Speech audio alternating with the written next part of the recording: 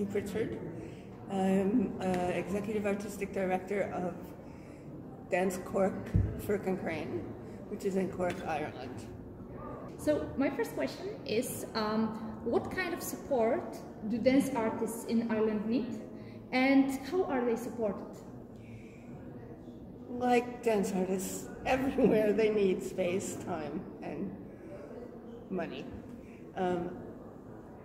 Primarily in Ireland, they receive support from the Arts Council, which is a national federal agency which supports artists through bursaries, agility grants, project grants, and larger project grants. Okay, so how do you create or do you have in Ireland cooperation networks? Is there an institution that gathers everybody, or is... There is a national institution, Dance Ireland, which advocates for dance in the country, and also runs a building, a space with 6 dance studios in Dublin. Okay, so is the dance studio open to everybody, or is it? Yes, it's open to everybody. Although if you're a member, you get a discount. Okay. So, so like this. And there are residencies there that dancers apply for. Is there a majority of organized dance groups or more freelance artists? That's a good question. There are really only, I'm going to say 5 or 6 major dance companies, and the rest of the choreographers are generally independent artists without permanent structural companies. Okay. Okay, so who are the spectators of contemporary dance in Ireland, and what is the audience? I want to go back to the network question, because I didn't finish my answer, I think. In addition to Dance Ireland, which is in Dublin, the capital, there are also regional centers. Dance Cork is one of them in the southeast of the country. There's Dance Limerick in the center west. There's Galway Dance Project in the far west, and Tipperary Dance. So we tend to work together on projects, particularly when we have a national dance residency partnership. So we choose one choreographer per year, and that artist gets residencies in each of our cities, each of our spaces, for 1 or 2 weeks. So it's a significant amount of time to work. So there are structures like that. We also cooperate in the region, in the county, in the region, and we're going to bring a UK artist in October to go to 3 cities in the west of Ireland. So there are a few things that are just starting up, growing. So do you often invite foreign artists? Not often enough. There's a dance festival, the Dublin Dance Festival, which takes place every year in May. I was the director of that 15 years ago, which does have the support to fund and bring international artists, but primarily the rest of us don't. So we have to find subsidies and other ways to do that, and one way is that both Dance Cork and Dance Limerick are Airwaves partners. So we get to bring artists with some subsidy from Airwaves each year. And then this UK artist has funding from Scotland. So we're trying to find ways like that. Okay. Yeah. Okay. So is there can you say that Airwaves is like equivalent to Dance Platform in Ireland, or not really? No, Airwaves is a European program. Yes, yes.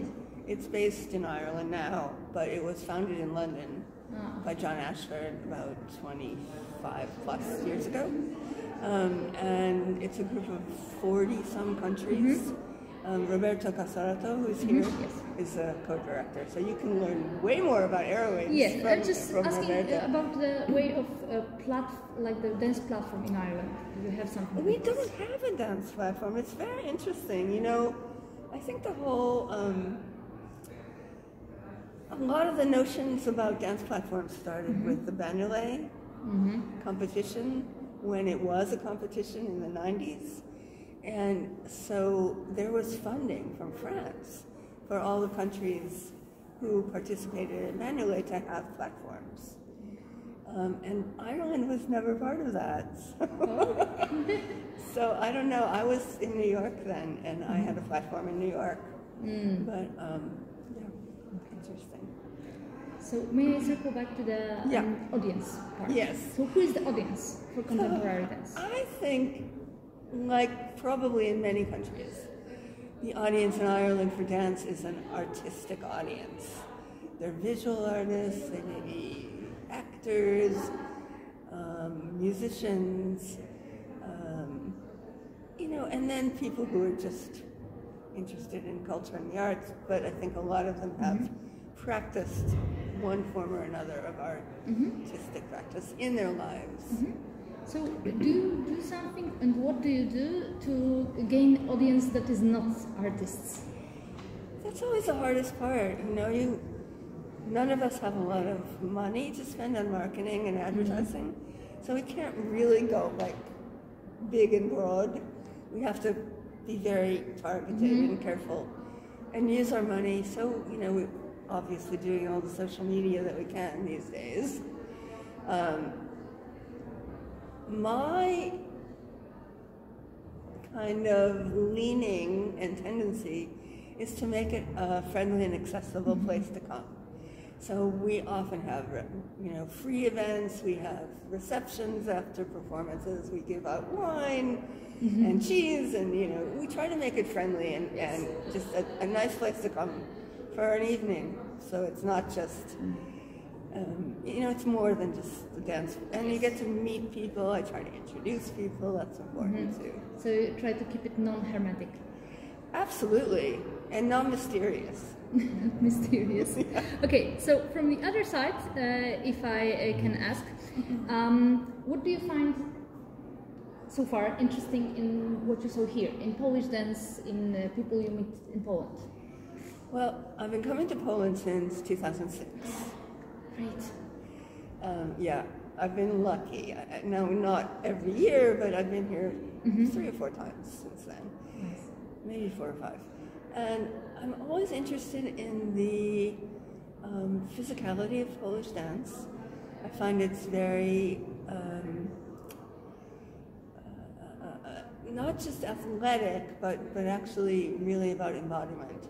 And I think that's important in dance. I also find that there's a certain amount of analytical thinking, but it's not over the top. It's not French. It's not German. It's more humble in a sense, if I can say that. It's not self-important. It's not pretentious. Thank you. And what during this dance platform so far piqued your interest? Well, it's only been a couple of days, so that's not a totally fair question because we've not seen a lot yet. And what do you hope to see?